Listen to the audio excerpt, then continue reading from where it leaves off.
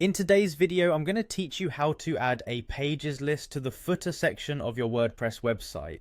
This is a useful feature if you want to provide easy access to various sections of your site directly from the footer. So let's dive in and get started.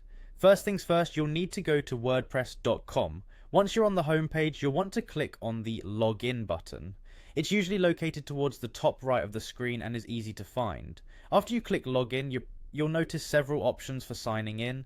We'll go with continue with Google for a streamlined experience. If you're already logged into your Google account, WordPress will redirect you to choose the account you want to use. Just click on your account and it will take you straight into your WordPress dashboard.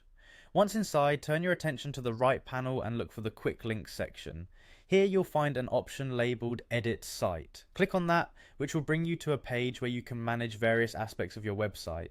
Now click on the site you're looking to update. It will be listed in your available sites if you have multiple sites connected to your account. Next, find your way to the footer section of the site editor. A quick guide to doing this is to click on Go to your footer. This action will place you directly at the section where you can make all the adjustments needed for the footer of your website.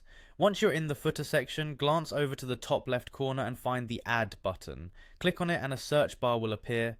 In this search bar, type in page list. It's a straightforward and efficient way to locate exactly what you're looking for without having to scroll through potentially dozens of other widgets.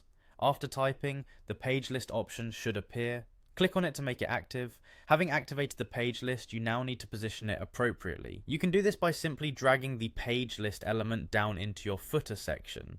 This is as simple as clicking on the element, holding down your mouse button, and then dragging it into place. Ensure it's situated exactly where you want within the footer area, as it will dictate how visitors will navigate through your site from the footer. And there you have it, a functional pages list added to the footer of your WordPress website.